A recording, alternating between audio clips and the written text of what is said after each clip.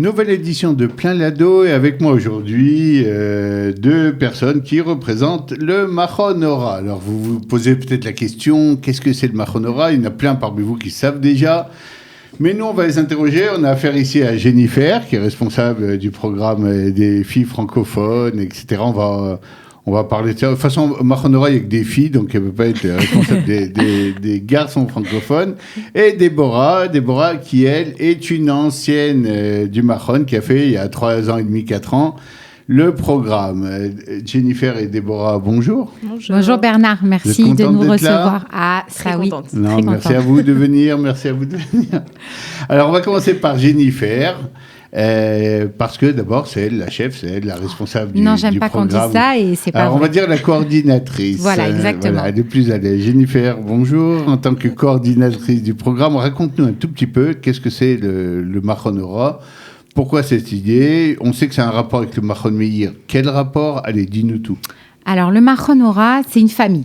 On va dire, c'est une famille d'intégration. En tout cas, pour moi, ça m'a permis à m'intégrer comme il se doit en Israël. Et voilà, après, on m'a offert un job là-bas et j'aide les jeunes filles à s'intégrer en Israël. Alors, tu nous as fait tout le résumé. Maintenant, on va étaler. Rentrer, on va plonger. Le Machon Ora, c'est une midrasha israélienne à la base et on a ouvert une section francophone il y a plus de 40 ans. Elle a été fermée, elle a été réouverte. Et là, elle est officiellement réouverte depuis, on va dire, 7 ans. Voilà. D'accord. Alors, une midrasha, on va expliquer aux gens qui ne connaissent pas, c'est un centre d'études, en fait, pour jeunes filles. Exactement, un centre d'études. Qui ont envie d'étudier la Torah un peu, de plonger un peu dans l'étude.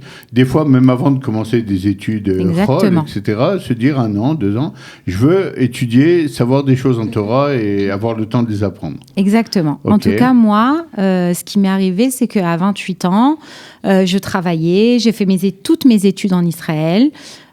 J'étais une jeune fille qui restait chez mes parents. Je n'avais pas trop envie d'aller voir ailleurs. Et vraiment, d'un coup, je me suis dit, faut que j'aille voir un petit peu ce qui se passe en Israël. D'accord, mais à part qu'est-ce qui se passe en Israël, tu voulais aussi étudier la Torah? C'était important pour toi de prendre un temps Très important, un break.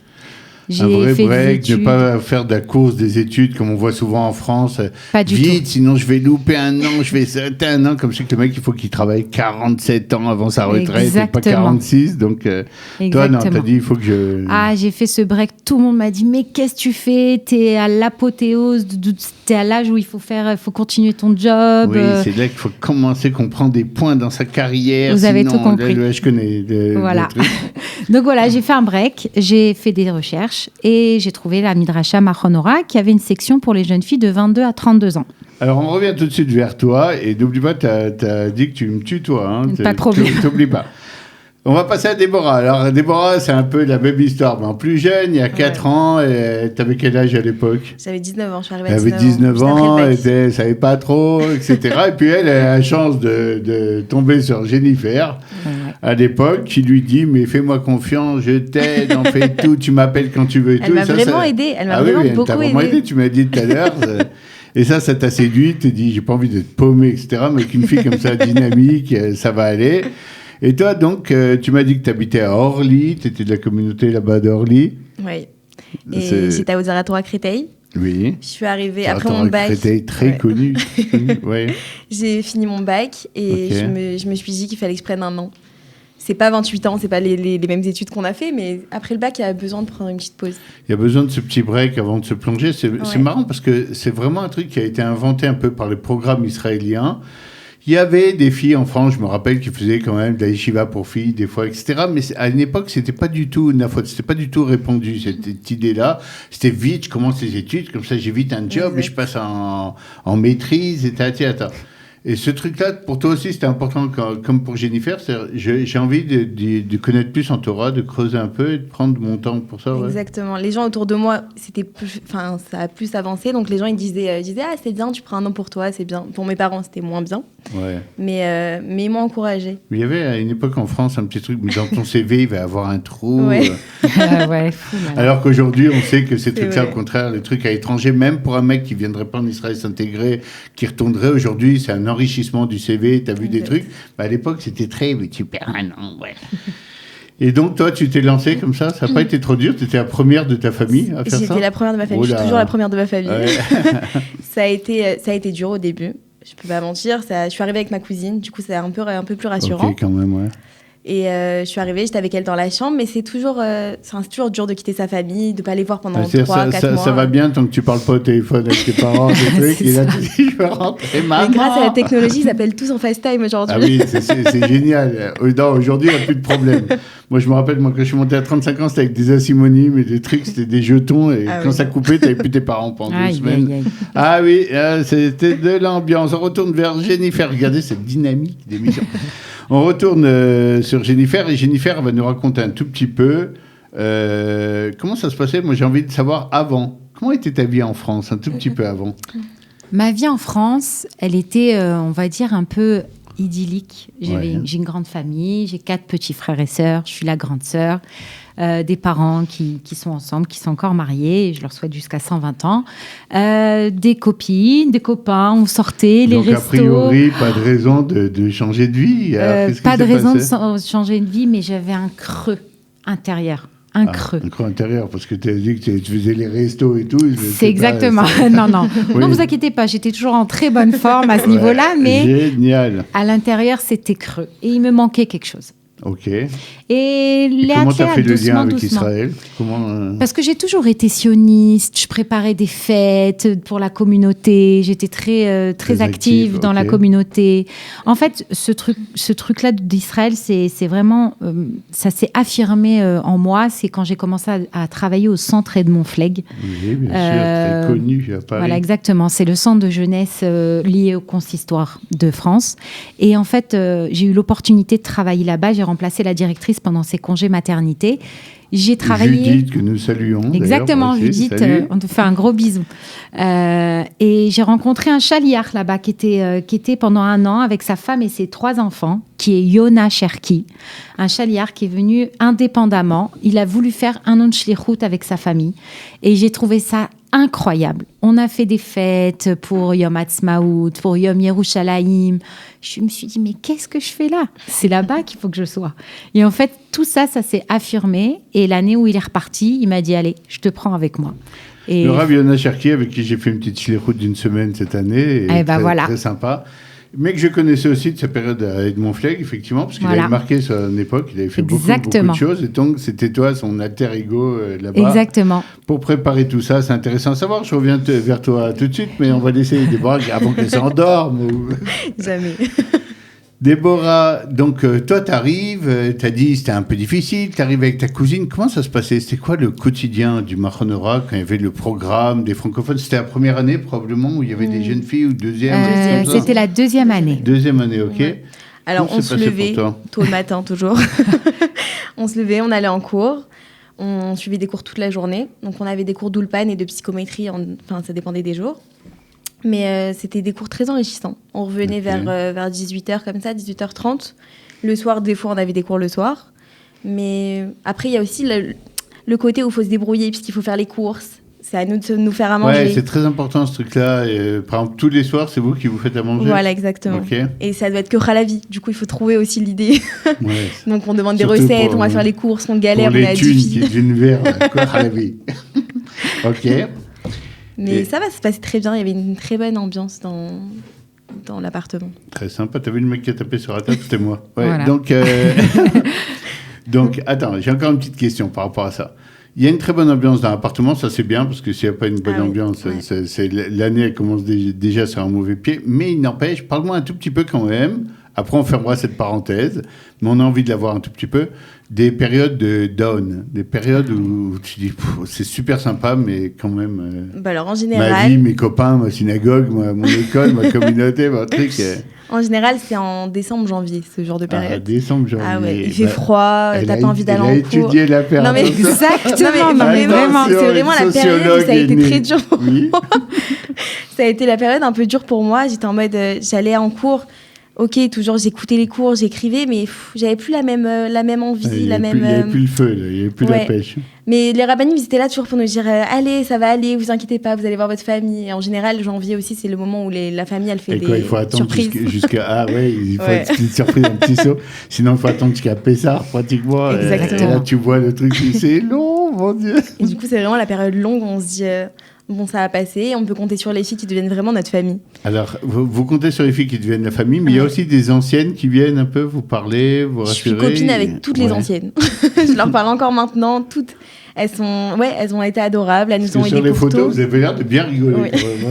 C'est toute la bande, là. C'est vraiment une famille, comme dit Jennifer. On a vraiment cette impression. On est vraiment devenus une famille. Genre, ça veut dire qu'on est arrivé, entre parenthèses, d'inconnus, et on ressort, c'est cliché de dire ça, mais on ressort des sœurs. Ouais, ça fait toujours rire d'ailleurs, parce que le premier jour, tu regardes, tu dis, oh, les têtes, là, comment ça c'est passait. exactement ça. Et les filles te regardent toi aussi en disant, oh, la meuf, et après, ça finit comme ça. Les meilleurs potes du monde, c'est quand même intéressant, les dynamiques de groupe. Jennifer, comment on accueille les jeunes qui arrivent comme ça, qui arrivent plein d'appréhension, qui ne savent pas, j'ai eu les lits du haut et pas du bas, je rentre chez moi. Non, le pire, ils nous ont donné des concombres à manger, je rentre chez moi. Ouais. Le pire, c'est quand les parents vous tombent dessus à peine le deuxième jour où les filles sont arrivées. Mais c'est inadmissible. Avec des exagérations. Ça fait 2 semaines que ma fille... Non, ça fait 2 jours. C'est exactement ce que je leur réponds. Et non, Baruch Hashem, je suis très patiente et j'essaye d'arranger les choses. Et bon, j'arrive à les arranger parce que on a quand même un tsevet, on a une équipe au Mahon. Il y a la rabbinite Talia qui est, elle, la directrice du programme. Tout ce qui est éducatif et tout ça, c'est elle qui fait le programme. Il y a le Rav Benishai qui est, lui, le directeur de tout le Mahon Ora, de toutes les sections confondues. Et il y a un tsevet, il y a une équipe, il y a un monsieur qui vient faire des réparations. J'ai la directrice israélienne. Bon, on a avec qui communiquer et donc on arrive à gérer les problèmes. Les filles appellent sans cesse, le robinet est cassé, exactement. Je rentre on a des listes. Alors on avait Nissim pour ça. Il s'occupait de tout. À chaque fois on lui disait le matin il y a ça comme problème, il venait réparer. Voilà. C'était vraiment. Mais c'est sûr qu'on change de confort. Genre c'est plus la maison, c'est plus maman, c'est plus papa. Ouais, genre tu dois te débrouiller on toi. On fait le ménage aussi. On fait le ménage, on fait à manger, on fait tout. On fait la lessive. Le ménage c'est une catastrophe. Excellente préparation à la vie, à la parentalité. Bravo le Mahon. C'est exactement ça. Qu'est-ce que tu as appris à faire, toi ? Alors, à cuisiner, la première année. Vas-y, la première année, tu as appris vraiment des trucs à cuisiner, à faire la lessive. Je la faisais chez moi, mais très vite fait, quand ma mère n'avait pas le temps de la faire. Là, je la faisais assez souvent. Et habiter en communauté. Ah oui, c'est dur. Je pensais pas que ça allait être aussi dur. C'est dur. Il faut supporter les crises de une, il faut supporter tout, en fait. Tu peux pas parler à une fille comme si c'était ta sœur, en vrai. Ouais. Au début, elle te connaît pas, tu vas pas lui dire non, vas-y, ça se fait pas. Du coup, voilà. Donc on apprend à se. Des fois en France, t'as truc, bon d'accord, t'avais ta sœur, mais t'avais aussi ton petit coin secret. Et là, t'es dans des trucs, des chiens, tout le monde voit tout le monde entend tout. La vérité, ça va, puisqu'on est 2 par chambre. Ouais. Mais en vrai, on se retrouve toujours à 8 dans une chambre parce qu'on parle le soir. Ouais. Et c'est vrai que ça enlève un petit peu le côté intimité, mais ça donne plus d'enrichissement. Enfin, c'est plus enrichissant, quoi. D'accord. Jennifer, raconte-moi un peu la pluralité, le côté éclectique des filles qui arrivent d'un peu partout, avec des niveaux différents de religion, de connaissance du judaïsme. Ça amène des clashs dès le début. Dès le départ. Dès le départ. Tu vas pas me mettre le couteau. Voilà. Non, bon, je vais pas mentir, il y a des jeunes filles qui viennent d'écoles juives, donc elles ont un peu cette habitude, le Kodesh et tout ça. Mais on accepte aussi des jeunes filles qui n'ont pas été à l'école juive et qui ont été à l'école laïque. Finalement, ça fait un grand clash dès le début. Mais tout ça, c'est juste 2-3 semaines. Quelque part. Bien sûr. Pourquoi ? Parce que le Mahon Ora, quand même, donne aussi des cours qui sont un petit peu différents. On a beaucoup de Emouna. Des cours de Emouna en France, on n'en a jamais entendu, moi, personnellement. La halacha, on l'apprend un petit peu différemment, avec le Rav Benishai. Bon, c'est des cours qui sont un peu différents que le Kodesh pur qu'on voit dans les écoles juives. Donc, du coup, les filles, elles sont pas au même pied d'égalité, mais quasiment au fur et à mesure du temps. Donc il y a des petites on essaye de faire des cours de rattrapage un peu pour la tfila aussi. Il y a des filles qui ne savent pas du tout. Hier, c'était trop mignon. Il y a une jeune fille qui est venue et me dit « Jen, tu peux me montrer la page, s'il te plaît, pour faire les brachot, pour l'eau, pour le gâteau ?» J'ai trouvé tellement ça touchant. Vraiment, j'avais les larmes aux yeux parce que je me suis dit, voilà, c'est ça l'opportunité que je donne à une jeune fille qui vient pas spécialement d'une école juive et qu'aujourd'hui, elle se mélange avec des filles qui viennent de l'école juive. Il Il y a des petites choses à régler dès le début, mais après, c'est un super enrichissement. Déborah, tu as senti que tu n'étais pas la même Déborah au début de l'année, à la fin de l'année? De fou. J'ai pris en maturité, vraiment. J'ai vraiment pris en maturité. C'est le truc qui m'impressionne le plus. Les gens te racontent, ils disent, je suis passé un an, mais j'ai pris entre 3 et 5 ans de maturité, mais très clairement. C'est exactement ça. Puisqu'on te sépare de ta famille, on te met avec des filles, on t'apprend des cours de Torah où ça te remplit. Clairement, ça te remplit, tu apprends des choses incroyables sur toi. C'est vraiment un truc que tu sens, c'est-à-dire que vous en reparlez même entre vous, des fois en disant « Ouais, t'as fait le truc, qu'est-ce qu'il a dit, etc. » Exact. Et même, il y a encore maintenant, il y a des cours qui donnent en dehors du Machon Ora et on y va. Puisque c'est des rabbinim qui nous ont vraiment donné l'envie d'apprendre, l'envie de changer, l'envie de devenir mieux, de s'améliorer. Alors je vais en reparler avec Jennifer maintenant aussi. C'est très important ce que tu dis. Moi, j'ai eu la chance, il y a 35 ans, d'aller étudier avec le Rav Manitou, Léon Ashkenazi, d'accord, Yehuda Ashkenazi, qui avait ouvert son premier centre d'études. Et sans lui, on était un peu paumé parce qu'on voulait étudier en français et en même temps, tu voulais faire une belle rencontre. Et sachez qu'on vient d'inaugurer la rue Léon Ashkenazi à Choma. C'est tout frais, c'est aujourd'hui. Et en fait, par rapport à ça, la question, c'est est-ce que le Machon Ora, je sais qu'il le fait, mais je veux savoir comment, comprendre l'importance des rencontres pour ces jeunes filles. C'est-à-dire les rabbinim qu'on va voir, les filles, finalement, c'est les rencontres qui forment et qui changent tout dans cette année-là. Et comment cette rencontre est orchestrée un peu par le Machon Ora en disant on va mettre des gens sur leur route qui peuvent leur servir aussi de modèle de vie, comme tu racontais pour Yona Cherki, pour toi, de voir aussi une famille israélienne qui fonctionne. Je vais vous dire, c'est un peu cliché, mais c'est que Akadosh Baruch Hu qui fait ça. Parce que toutes les rencontres que j'ai faites, moi, quand je suis rentrée au Machon Ora, à 28 ans, qui aurait dit que 4 ans après, c'est une fille du Machon Ora qui m'a présenté mon mari et qui aujourd'hui, Baruch Hashem, j'ai des petits triplés. C'est service total, quoi. Ah non, mais c'est service total, le Machon Ora. Vous avez tout compris. Après, coche, t'es marié, tu sais faire la vaisselle, tu sais ranger la chambre, t'as cuisiné, attends, allez, c'est fini. Non, on t'envoie aux études. Allez, ça, on le dit pas parce que Rav Partouche, il va nous taper les doigts, parce que Rav Partouche, qui est le directeur du programme francophone du Machon Meir. Lui, il fait la réunion chaque semaine. Il y en a encore 2 pas mariés. Qu'est-ce que vous foutez? Non, faut pas le dire. Qu'est-ce que vous faites alors? La plupart des jeunes filles du Machon Ora se marient avec des Bachurim du Machon Meir. Ah, j'ai compris. Voilà. Déborah, t'es mariée? Non. Pas encore. Sache que tu es suivi. Voilà, c'est exactement et que ton dossier avance bien. Et la partouche. Non, c'est clair. Franchement, c'est des rencontres. Rien que tu parles maintenant, il y a ton nom qui clignote sur le truc. Pas encore marié, elle passe à l'émission. Voilà. Oui, j'ai compris. Au niveau des tioulim, des sorties, ça c'était au Machon. Qu'est-ce qu'il y a de prévu pour vous ouvrir l'esprit, vous faire tomber amoureux d'Israël? C'est incroyable. On avait toujours Rav Etan Fison qui nous faisait nos siourim. Ouais. Quelle chance d'avoir un Rav comme ça pour les siourim. Ouais. C'est un truc de folie. On allait toutes les semaines, on se promenait une fois par semaine dans Jérusalem. Ouais. C'était un truc incroyable. On voyait des endroits qu'on n'avait jamais vus et il y avait une histoire qui nous racontait. Et on a fait Eilat aussi. Ça a été un vrai kiff, on est parti 2 jours. Tu vois Israël différemment par rapport aux petites visites à Netanya d'été? Oui. Moi, je connaissais Netanya, le Kotel de Jérusalem. Voilà, la base, quoi. La base d'une vacancière. Voilà, la base basique. Mais un truc aussi, c'est que les tioulim, ils sont avec beaucoup les Israéliennes. Alors, c'est encore une autre phase. Exact.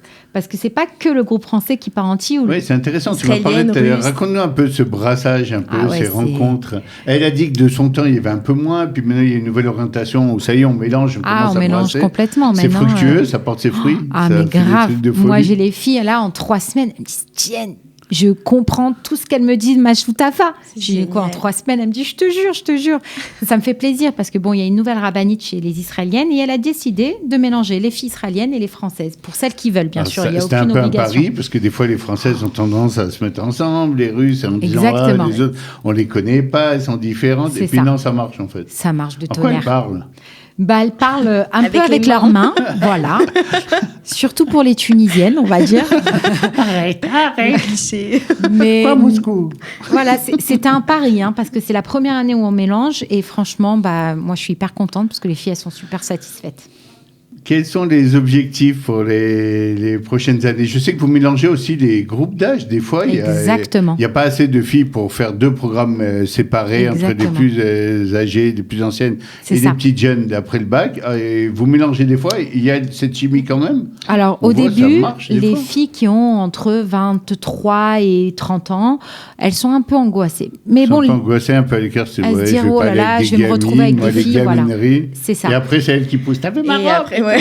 Vous avez tout compris. Ah, je connais bien ce domaine. On est encore très attachés aux filles des plus grandes, quoi. Ouais. Donc, ça aussi, c'est un pari, parce que ça aussi, ça marche ou ça marche pas. Mais c'est ce que je dis aux filles directement qui s'intéressent. Je leur dis, regarde, si à la fin de l'année, j'ai une classe pour votre âge, j'ouvre la classe. Si j'ai pas assez de filles, c'est toi qui vois.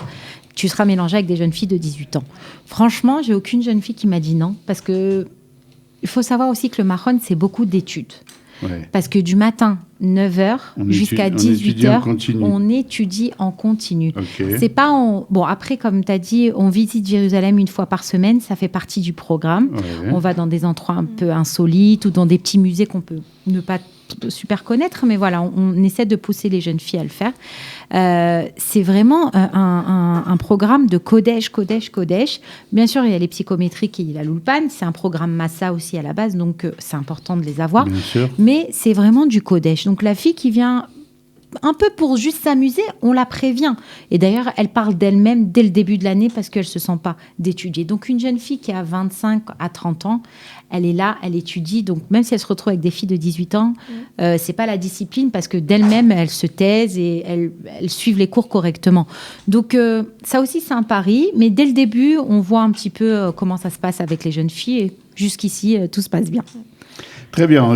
Notre émission elle tire un peu à sa fin parce qu'on parle de façon un peu comme au café et donc le temps passe super vite et super bien. Alors un peu en conclusion, si ça n'avait pas été le Mahon Ora, tu imagines un autre programme qui aurait pu t'apporter ce que tu as reçu maintenant? Je pense que chaque programme a son potentiel, mais moi, ce qui m'a accordé à moi, c'est le Mahon Ora. Genre, c'est vraiment... Pour toi, c'était exact. Si tu devais refaire le choix, tu refais aujourd'hui. Ah oui, directement. Vous pouvez la réinscrire. Avec grand plaisir. C'est mon rêve. Je finis mes études, je reviens. Qu'est-ce que tu fais aujourd'hui, Déborah? Aujourd'hui, je suis en sciences du comportement, en première année. Ok. Donc, c'est un peu de la psychologie. C'est de la psychologie. Et j'ai fait mon Shirout Leomi aussi. J'ai fait 1 an de Mechina, de prépa. Okay. Pour arriver à cette année-là. Ça y est, tu te sens intégré maintenant? Au Khaïché, ouais. C'est un peu dur par rapport à l'hébreu, je mens pas parce que c'est vraiment, il y a encore des difficultés en hébreu, mais il y a beaucoup d'Israéliennes, tu te fais copine avec des Israéliennes et tu leur demandes de l'aide. Ils t'aident beaucoup. Elles aident beaucoup. Ouais. Vraiment, elles aident. C'est sympa. Ouais. Bon, on va te souhaiter vraiment bonne chance par rapport à tes études. Merci et tout. Et puis tu reviens quand tu veux, Studio Qualité, de raconter ta progression, que ça on te suit. Et on fera notre rapport au Rav Partouche pour son dossier. Exactement. Alors, Jennifer, toi aussi, bonne chance. Merci beaucoup. Le petit mot de la fin. Allez, invite d'autres jeunes filles à venir un peu. Allez, franchement, les filles. Là, vous allez voir, je ne sais pas si certaines Françaises lycéennes peuvent nous regarder. Il y a le Rav Partouche qui va faire un peu le tour des écoles, qui est sur place en ce moment.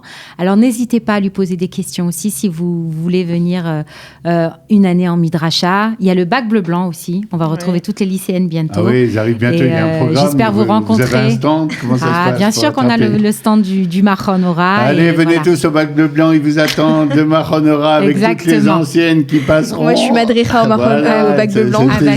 C'était joué d'avance. Je les emmènerai. Tout le monde. Merci beaucoup, en tout cas. Mais pour un autre truc que le Mahon Ora, que ça l'amène vers la table du Mahon Ora. Exactement. Bravo. C'est comme ça que ça se passe. Merci à vous d'être venus. Merci le Mahon Ora. Merci Jennifer. Merci Déborah. À très bientôt. Et ça sera pour la suite. Merci au revoir Bernard. dans Plein Lado. Salut.